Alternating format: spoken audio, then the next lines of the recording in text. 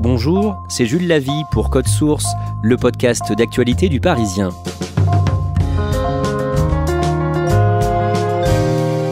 Le rappeur Youssoupha, 41 ans, a écrit une chanson pour les Bleus à l'approche de l'Euro pour les réseaux sociaux de la Fédération française de football. Un choix dénoncé en mai dernier par plusieurs personnalités de droite et d'extrême droite, comme Jordan Bardella ou Nadine Morano, choqués par certaines paroles de ces anciens morceaux.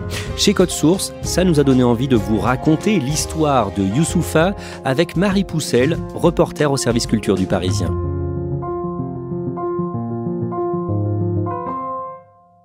Le jeudi 20 mai, le vice-président du Rassemblement national, Jordan Bardella, est sur France Info dans la matinale et il critique le fait que Youssoupha a été choisi pour créer un clip de soutien à l'équipe de France. Moi, ça me choque qu'on choisisse quelqu'un comme ça, si vous voulez, pour représenter la France à l'Euro en matière musicale. Et je pense franchement que dans cette période où on a besoin d'unité, où on a besoin d'apaisement, Benzema avait un jour dit que Didier Deschamps cédait à une partie raciste de la France. Eh bien, je pense qu'aujourd'hui, on a cédé à une partie racaille de la France en choisissant ce type de propos. On va revenir sur ces propos et sur la polémique qui a suivi. Mais d'abord, Marie Poussel, vous allez nous raconter qui est Youssoupha. Il a 41 ans, père de 2 enfants. Il est né le 29 août 1979 à Kinshasa, en République démocratique du Congo, l'ancien Zaïre. Son père, Taboulé Rochereau, est une star de la musique en Afrique. C'est quelqu'un qui est vraiment extrêmement connu sur tout le continent parce que c'est un des ambassadeurs de la rumba congolaise. La rumba congolaise, c'est une musique qui est extrêmement populaire et qui va permettre à la musique africaine de s'exporter dans le monde entier. Et son père est une icône. C'est une fierté car c'est le premier noir africain à avoir rempli l'Olympia, donc avec tout ce que ça comporte de mythique, la salle de l'Olympia. Et ce père a beaucoup d'enfants, plus de 70 d'après ce que dit aujourd'hui Youssoupha.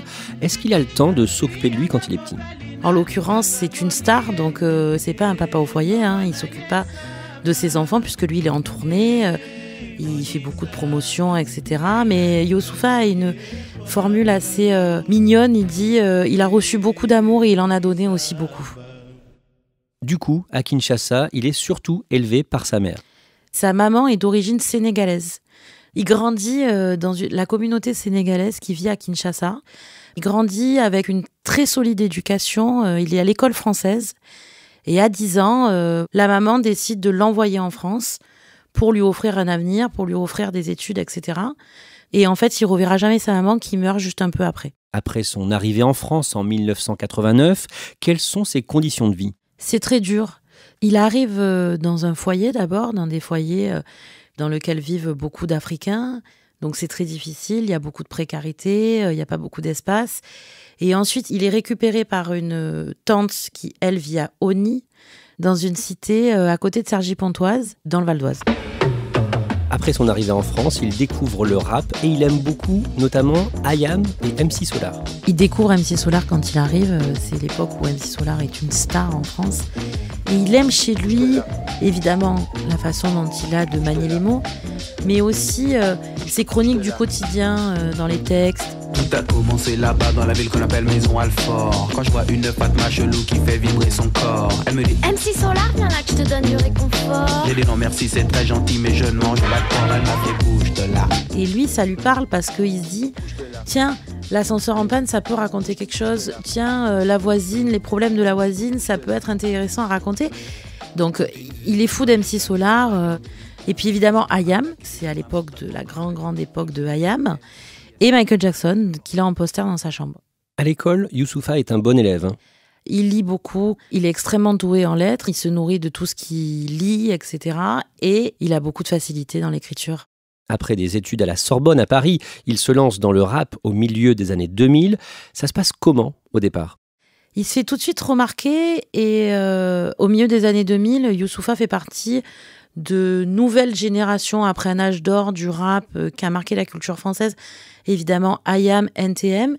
Et c'est à ce moment-là où vont commencer plein de jeunes rappeurs qui vont se tester. Et c'est le début de Soprano, c'est le début de Booba, c'est les débuts de Youssoupha, c'est les débuts de Lafouine. Et donc, c'est des gens comme ça qui vont intégrer l'héritage de leur grand frère et qui vont le faire à leur sauce. Dans l'un de ses premiers morceaux sortis en 2005, Éternel recommencement, il s'en prend à Marine Le Pen. Je mélange mes fantasmes et mes peines.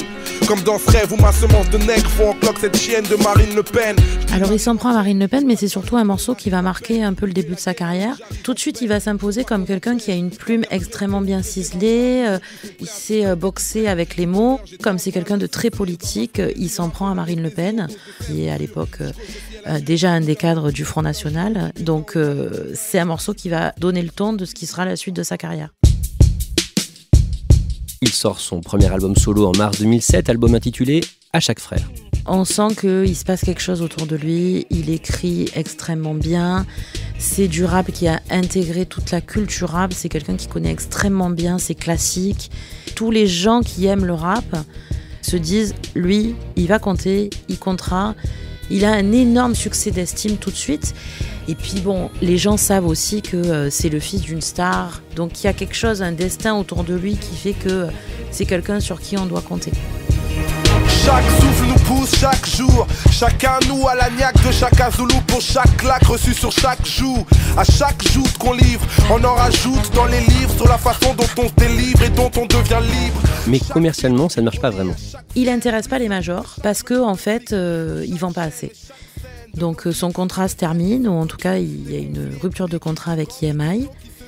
Et du coup, il va lancer son propre label, Boumaillé Musique. Il dit, lui, qu'il est chef de label, patron de label par accident. Parce que si les majors l'avaient gardé, il n'aurait jamais créé ce label. Donc, il va être vraiment à la tête d'une petite entreprise. Ils vont avoir leur propre studio à Paris. Il est avec 2 associés, Philo et Lassana, qui sont des amis à lui. Et ils vont monter ce truc. Ils aiment dire que c'est une petite épicerie, mais une petite épicerie qui est devenue très très grande après par la suite. En 2009, le rappeur sort un nouvel album, Sur les chemins du retour, et dans la chanson À force de le dire, il cible le journaliste et polémiste Éric Zemmour. À force de juger nos gueules, les gens le savent qu'à la télé, souvent les chroniqueurs diabolisent les banlieusards. Chaque fois que ça pète, on dit que c'est nous. Je mets un billet sur la tête de celui qui fera taire ce con d'Éric Zemmour. Évidemment, Éric Zemmour n'est pas aussi starifié qu'aujourd'hui, mais il a déjà ses prises de parole à droite, voire très très à droite. Et donc, Youssoupha fait cette punchline. Lui, il a toujours un rap très politique, hein. Il est très branché sur la société française. Et donc, il y a cette phrase-là, et Zemmour l'attaque. Éric Zemmour porte plainte pour menaces de crimes et injures publiques. Que donne cette plainte ? Alors d'abord, Éric Zemmour gagne en première instance. Il y a un appel.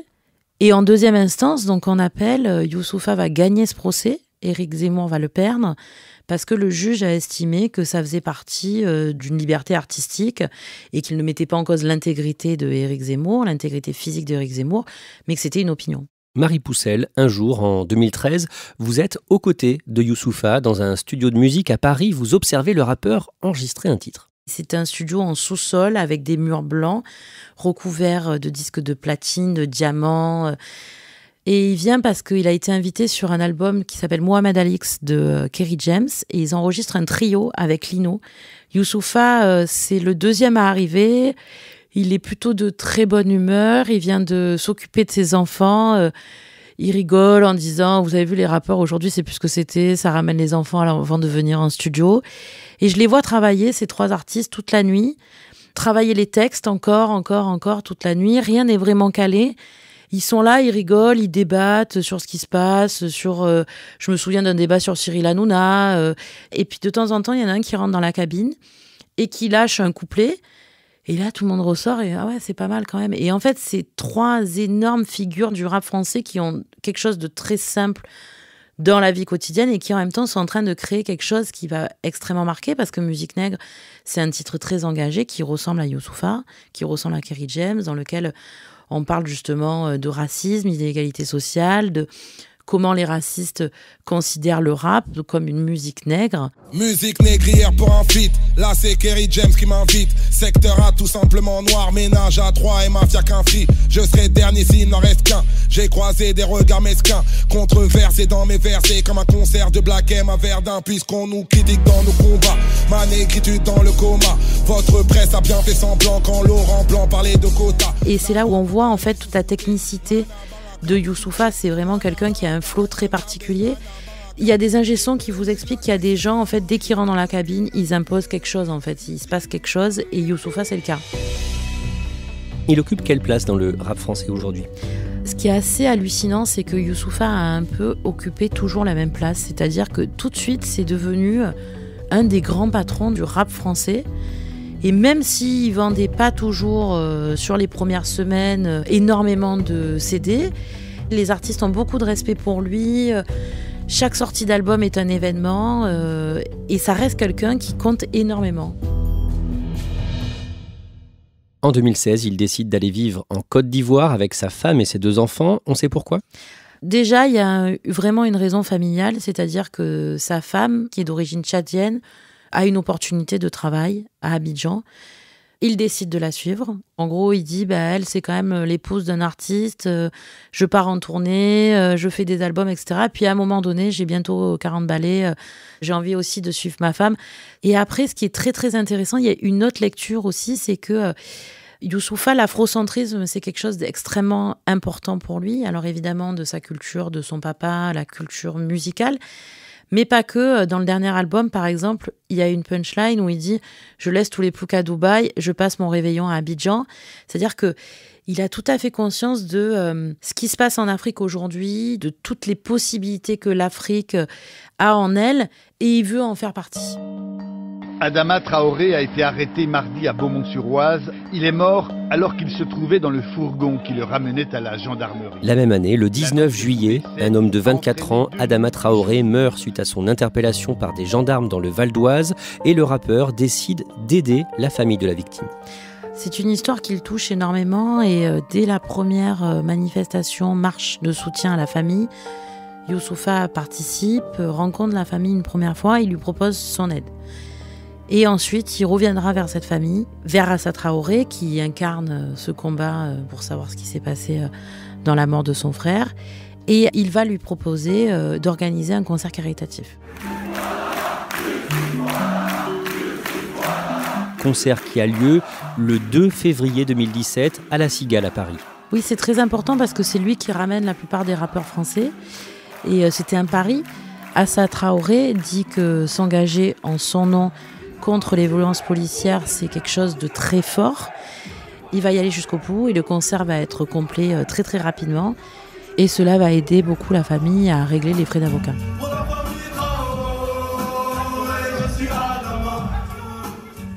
Marie Poussel, on en vient à l'actualité la plus récente de Youssoupha. Cette année, au printemps, il sort son 6e album, Neptune Terminus. Un album réussi ? Un album qui est à son image, extrêmement réussi, très bien écrit. La vie est courte, parfois on se gourre, obligé à courir. Si t'es pas occupé à naître, t'es occupé à mourir. Vos solutions m'ont pas aidé, j'ai appris de mes problèmes. J'ai jamais eu peur des menaces, j'ai toujours peur des promesses. Nous on adore les gros gamos parce qu'on a tellement marché. La vie m'a mis sous l'eau, j'en profite pour apprendre à nager. Visez l'horizon et même si quelques vagues nous ramènent, ne craignez pas la perfection, vous ne l'atteindrez jamais. Neptune Terminus. Il se trahit pas en fait, il est toujours dans la même ligne de conduite, c'est-à-dire avec un rap conscient, engagé, des beaux textes qui racontent des choses, ce qui est plus trop le cas aujourd'hui, parce que le rap conscient, c'est-à-dire politique, avec des paroles qui veulent dénoncer des injustices sociales, c'est plus du tout la mode, donc il y en a quasiment plus. Et lui reste sur cette ligne de conduite, et il fait pas dans le jeunisme. Et ça, c'est vraiment un marqueur aujourd'hui de là où il en est. C'est que les rappeurs, pour durer aujourd'hui, ils essaient un peu de rattraper la vague pour continuer à exister. Et lui, pas du tout. Presque en solo, j'ai même pas de grosse équipe. Me parle pas trop de ta morale, ton éthique. Cherche avocat pour prochaine polémique. Que la vodka vienne me rendre poétique. J'ai connu épreuve et guerre. L'amour, les océans de larmes. Je suis pas là pour un buzz éclair, mais pour l'infini et au-delà. À l'approche de l'Euro de football, il est sollicité par la Fédération française de foot. Il faut dire que c'est un sport qu'il adore. C'est une religion, le football, pour Youssoupha. C'est sa vie après le rap, ou en même temps. En tout cas, c'est quelque chose qu'il adore. C'est un supporter de l'OM. Il est très proche de beaucoup de footballeurs.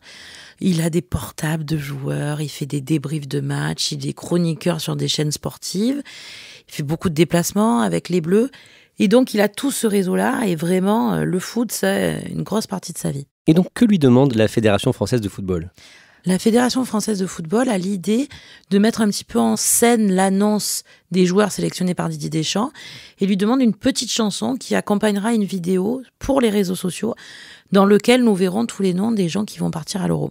L'idée, c'est que lui, il se met à la place d'un footballeur qui attend que son nom arrive dans la bouche de Didier Deschamps. Donc c'est pour ça que c'est « Crie mon nom en bleu » et « Crie mon nom en bleu ». Écris mon nom en bleu, crie mon nom en bleu. Note-le, écris mon nom en bleu, écris mon nom en bleu, écris mon nom en bleu. L'annonce de la liste des 26 joueurs retenus par Didier Deschamps est très attendue le mardi 18 mai, notamment parce qu'on se demande si le sélectionneur va effectivement appeler Karim Benzema, comme l'a annoncé le Parisien le matin même. Le soir, Didier Deschamps confirme, le clip de Youssoupha n'est pas publié sur les réseaux tout de suite, mais le lendemain. Et il y a des réactions. On l'a vu au début de cet épisode, celle de Jordan Bardella sur France Info pour le Rassemblement National. Et il n'est pas le seul à réagir. Nadine Morano, sur un plateau de télé, dit mais qu'il a qu'à partir, faut arrêter de cracher sur la France comme ça. Il crache pas sur la France, il crache sur la France. Sur la France, il crache. La France, pays d'escrocs. La France, il crache sur la France. La France, pays d'escrocs. des réactions comme ça, épidermiques. Ça devient vraiment un débat politique. Tout de suite, il se passe quelque chose sur les réseaux sociaux. D'un coup, tout le monde attaque Youssoupha. On récupère des anciens textes de Youssoupha, ceux dont on a pu parler auparavant, sur Marine Le Pen, sur Éric Zemmour, etc. Et en lui faisant le procès du fait qu'il n'aime pas la France et que c'est scandaleux que la Fédération française de football choisisse pour soutenir l'équipe de France quelqu'un qui n'aime pas la France. On lui reproche son texte sur Éric Zemmour alors que la justice lui a donné raison. On oublie un peu de raconter que c'est quelqu'un qui est un supporter de l'équipe de France, qui est très compétent dans tout ce qui est les questions de football, etc. Et forcément, lui, ça le dépasse complètement. Noël Le Graët, le président de la Fédération française de football, dit ne pas avoir été mise au courant. De son côté, la ministre déléguée en charge des sports, Roxana Maracineanu, défend au contraire ce choix. Elle salue un rappeur populaire engagé contre le racisme. Marie Poussel, pendant ce temps, Youssoupha est à Abidjan où il a sa maison. Quand il commence à comprendre de loin qu'il se passe quelque chose sur son nom, il est en boîte de nuit. Et puis il a un groupe WhatsApp avec des copains où en principe c'est un groupe WhatsApp où ils organisent des fives, des sessions de football. Tous ses copains lui disent oh là là on parle de toi. Et d'un coup il voit une petite vidéo mais il entend pas bien le son parce qu'il y a la musique. Et il voit Youssoupha dessous en bandeau de la chaîne d'information. Et puis il voit que ça dure. Et c'est là où il se rend compte qu'en fait il se passe quelque chose sur son nom. Et personne lui en parle en fait à Abidjan. C'est pas un débat à Abidjan. Donc il se rend pas trop compte, mais il est extrêmement loin de tout ça. Il revient sur Paris où il répond le jeudi 3 juin à Yann Barthès dans Quotidien sur TMC. Il est de bonne humeur, on sent qu'il est en forme et il répond enfin pour la première fois à cette polémique. Tous mes textes, j'ai 6 albums, je dois avoir 3-4 mixtapes, j'assume tous mes textes. Après, c'est bizarre de me déterrer des textes, alors que j'écris, je sais pas, des nouveaux trucs, de me déterrer des textes. Je les ai écrits, Chirac, il était encore président. Enfin, c'est le décalage qui m'a fait rire. Et donc voilà, mais c'est tellement des conneries que je prends pas la peine de répondre à ces gens-là. Il dit qu'il n'a pas à se plier au planning du Rassemblement National, en fait, que si d'un coup, eux, ils ont décidé qu'ils voulaient en faire une polémique, ben lui, il répondrait quand il voudrait, parce que de toute façon, il avait un peu rien à répondre. Selon lui, on sort comme ça des textes de chansons de rap sortis du contexte, qui peuvent paraître comme ça violentes, mais qui en fait sont juste des histoires de punchline, de jeux de mots, etc. Et lui, il dit aujourd'hui, je le réécrirai sûrement pas comme ça, parce que maintenant j'ai 41 ans, parce que c'est plus du tout ma façon d'écrire. Par contre, sur le fond, il reste toujours très engagé contre Marine Le Pen et contre les idées d'Éric Zemmour. Boomerang. Youssoupha est aussi sur France Inter quelques jours plus tard, le lundi 7 juin, dans l'émission d'Augustin Trapenard, Boomerang. De quoi est-ce qu'il parle dans cette émission qui dure environ une demi-heure ? C'est une émission qui laisse la place à la discussion, à la parole. Et donc, il revient sur tout son parcours, sur qui il est, son engagement. Et finalement, c'est une émission qui va beaucoup l'aider, en fait, en termes d'image dans sa carrière, parce que ça lui a permis de se révéler à un public beaucoup plus large que les seuls fans de rap. Aujourd'hui, je suis content aussi parce qu'en tant que rappeur, j'assume cette part de militantisme, même si ce n'est pas que ça. Mais J'aime être le relais de gens qui n'ont pas la parole, qui sont sous-représentés médiatiquement, sous-représentés politiquement dans les assemblées, etc. Et moi, j'ai la chance d'avoir un micro comme ce matin. Et tout ça, c'est des moteurs. Et il y a des moments, je me disais, surtout en tant que rappeur, à un moment, je vais prendre ma retraite. Au début, c'était à 30 ans, puis à 35, puis à 40. Et j'ai l'impression que je vais finir comme Aznavour, hein, c'est-à-dire que je vais finir sur une Ou comme scène. Nana Mouskouri. Ou comme Nana Mouskouri. Enfin, donnez-moi la plus grande longévité possible. Voilà. Nana Mouskouri, alors je prends. Marie Poussel, finalement, cette polémique, ce débat autour de son clip de soutien à l'équipe de France de football, est-ce que ça ne lui a pas surtout fait de la pub ? De la pub, je ne sais pas si ça va lui permettre de vendre plus de CD. Par contre, ça a permis à énormément de gens de découvrir Youssoupha, de découvrir à quel point c'est un homme cultivé, de l'être. Il a même étonné ses proches dans la façon dont il a répondu, c'est-à-dire qu'il était super à l'aise. C'est quelqu'un qui a une aisance dans les mots, dans le débat, etc. Et finalement, c'est peut-être la meilleure pub qu'on pouvait lui faire.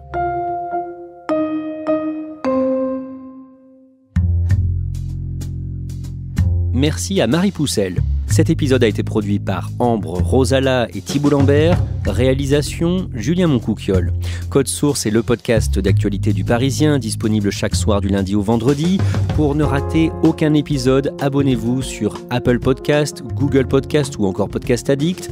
N'hésitez pas à nous écrire, codesource@leparisien.fr. Et puis, si vous aimez Code Source, dites-le nous en laissant des petites étoiles ou un commentaire sur votre application préférée.